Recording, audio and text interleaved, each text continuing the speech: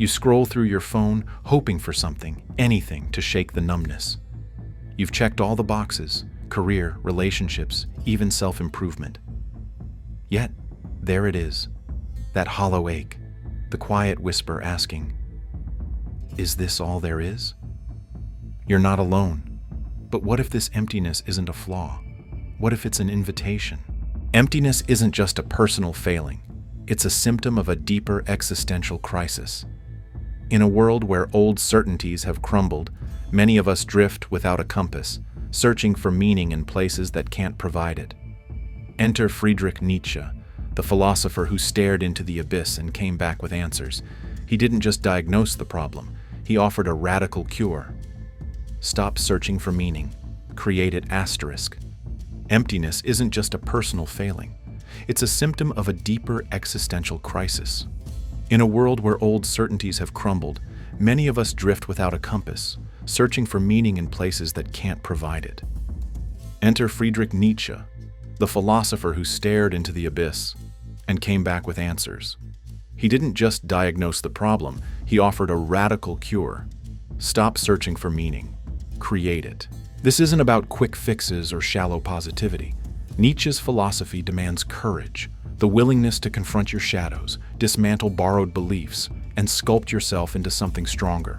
If you've ever felt adrift, Nietzsche's words might be the wake-up call you've been waiting for. Let's dive in.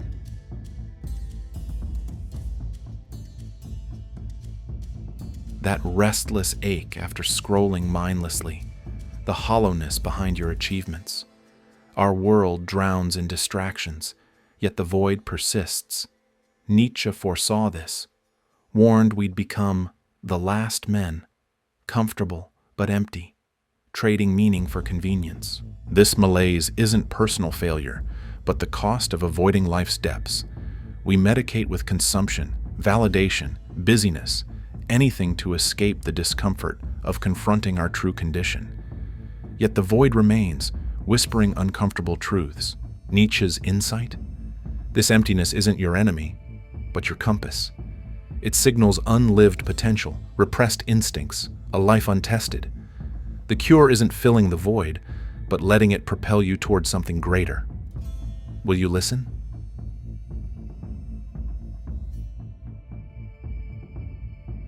Nietzsche saw modern humanity trapped in a dangerous illusion. We mistake comfort for fulfillment, distraction for living. The real tragedy? We've been conditioned to fear our own depths. His philosophy reveals emptiness stems from three fundamental betrayals of self. 1. The betrayal of instinct. We've pathologized our primal drives, ambition, desire, even healthy aggression, calling them toxic rather than recognizing them as vital energy sources. Nietzsche warned, "Whoever fights monsters must take care not to become a monster. When you gaze into the abyss gazes also into you." 2. The betrayal of struggle. Modernity sells us the lie that suffering is always to be avoided, yet Nietzsche proclaimed suffering as the crucible of growth. You must have chaos within you to give birth to a dancing star. Our therapeutic culture often denies us this transformative power. 3. The betrayal of truth. We construct elaborate personas, online and off, that distance us from our authentic selves. Nietzsche's solution? Become what you are demands ruthless self-honesty. All truths are bloody truths to me. The path from emptiness begins when we stop seeing depth as dangerous and start recognizing superficiality as the real threat to our vitality. Will you dare to dive beneath the surface?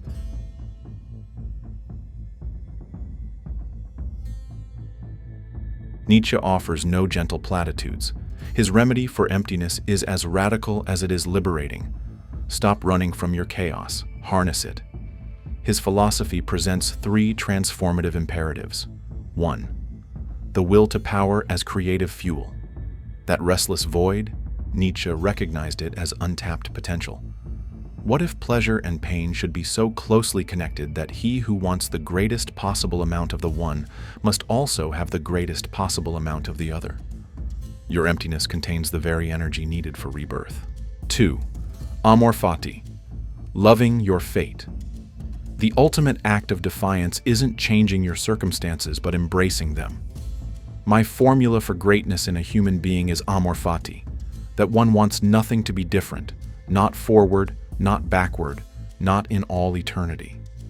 This radical acceptance transforms poison into medicine. 3. The eternal recurrence as litmus test, Nietzsche's most challenging thought experiment.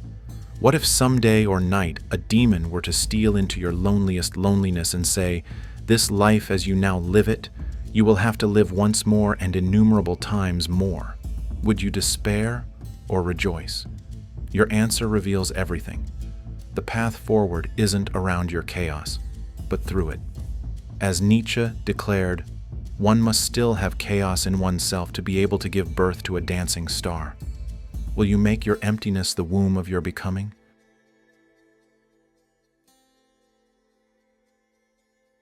Nietzsche envisioned life as the ultimate artistic endeavor. You are both the sculptor and the marble. This isn't passive self-discovery. It's active self-invention. The creative process 1. Ruthless excavation. Chip away societal conditioning like a sculptor removing excess stone. Nietzsche's challenge. You must become who you are. Demands destroying false selves first 2. Embracing contradictions. Your flaws become artistic materials. One must have chaos within oneself to give birth to a dancing star. 3. Daily recreation. Not a one-time achievement, but continuous becoming. As Zarathustra proclaims, 1,000 paths lead to the future. Live your way. The artist's dilemma. This work requires what Nietzsche called holy cruelty, the willingness to shatter comfortable illusions, endure creative suffering, destroy what no longer serves your masterpiece. Your life awaits your chisel. Will you create a museum piece or a living revolution?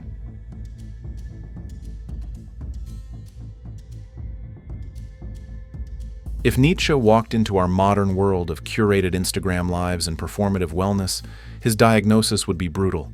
You're not lost, you're lazy. His prescription: 3 hard truths. 1. Your emptiness is your power. That void you keep numbing, it's your unused potential screaming for expression.